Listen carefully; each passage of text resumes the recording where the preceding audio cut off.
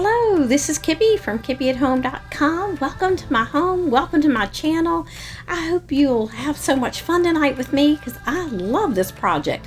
Just taking a recycled jar right out of that recycle bin, cleaning it up, and then let's decoupage it and turn it into the prettiest 4th of July lantern that you could make for almost free. So make sure you subscribe to the channel and ring the bell so you don't miss anything. All right, let's get started. All right, after I get my supplies gathered and I've got my recycled jar clean and the label taken off, I start by spray painting the lid. This lid especially needs to be spray painted because it has some text on it and it's gold. It's just not the look. I wanted to do everything red and white and blue and silver. So let's get this spray painted and then I'll allow it to dry and put another coat on it. I'm using a knob that someone actually gave me, a whole set of these knobs, and I've used them for various projects. So I spray painted that, let it dry. My clean, dry jar, I'm going to add some Mod Podge. I'm going to do it in small sections. I'm using the outdoor Mod Podge because I'm going to actually use these little lanterns outside for all my little summer parties. So I like to use it off a little paper plate, and the outdoor product is a little thicker. So you definitely just want to work in one little section at a time. Before you start cutting apart your napkin, you want to take off the outer topmost layer to use for your decoupage. You can save the other pieces, you can wipe up spills or whatever. So this one I just want to use the star part, so I'll just cut it away. Just going to do a little guesstimate on how much of my jar I'm going to cover with the napkin so I can kind of cut it off of there into kind of workable pieces. The first jar that I did, I cut it into a lot of small pieces and I kind of ruined the design of the stars. It was a little hard to see. So this one I want to make sure my stars stay in bigger sections so you can actually see their stars. Going to get just a nice coat of my Mod Podge on there, and then I'm going to place my first napkin on. And things can move around for a few seconds there, and then you're going to have to be hopefully happy with it. And there is no wrong way with the Mod Podge anyway. But to work out the little bubbles, I will be using a piece of plastic wrap.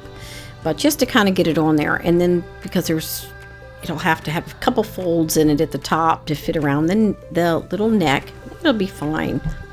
And allow it to dry before you put a coat over the whole thing. And it does do better if you do one coat over everything. Wait till the next day to do it to help to seal it. Next, I'm going to apply some more Mod Podge to my next little section, and I kind of know what size it's going to be, but it's kind of hit or miss, and you just fill in as you need to fill in. So I want to make sure that I don't paint over the piece I just did because it will just tear. That napkin is pretty delicate. But you can put a second coat over the entire thing to help to seal it, and that is outdoor Mod Podge, so it is pretty hardy, but you want to put another coat over it, but wait till the next day till it's completely dry. And then I'm going to fill in the little areas where the napkin didn't cover all the way and just have fun with it. But I am trying to keep my pieces in a larger size so you can see that they are stars. I keep an extra jar handy with some water in it to put my Mod Podge brush in because it will permanently attach to it if you don't. The smaller jar is the one I did before, and you can see that I put so many pieces. It's really a kaleidoscope. I like the way it looks, but I did lose the star in it. So whatever way you prefer, you certainly can do it that way.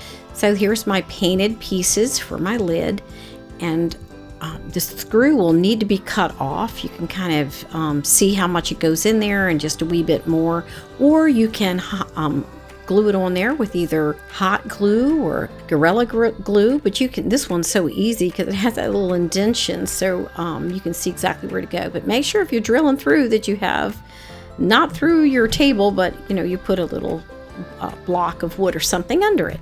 Oh, this is going to be fun for 4th of July. I'm going to put them out all summer, but Memorial Day will definitely be beginning of it. So I last year put out tea lights, and they were candles, and the candle wax melted, and it was a big mess to clean up. So this year I decided, instead of using the battery ones that I'd have to keep replacing the batteries in, I would use the solar lights, and they worked out perfectly. And I do have a little example of it there at the end so you can see how they look. So you just sit them in the windowsill. You have to take the lid off and just sit them out. You know, you just take the lids off and have them sit outside, and then you can put the lids on at night. You can hang these up. You just sit them all about. They're beautiful. I decided to use a little red and white baker's twine to kind of give it the stars and stripes, and the baker twine are going to be my stripes. So at the end of them, I'm going to put a little cute treatment. Let's make a bow, make a tie, whatever you like. And then there it's secure, and there I'm going to add my little treatment. So the ends of it aren't too pretty, but they're fine. And I decided the first one I made, I didn't put two sides to it. So it kept twirling and you'd see the underside. So I decided I'm going to outsmart this, and I'm going to put my stars on both sides. So it takes a little more finagling, but it can be done. So put it on one side and then add this star to the other side. So no matter where it twirls, you will have a pretty little star.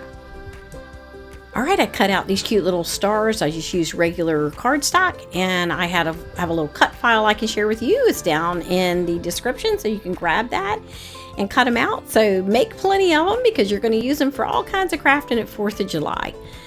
All right, so my favorite glue that I've ever crafted with is this aqua glue, and I have that down below too if you want to see what that's about. And let's get this thing finished up and get our candles put in.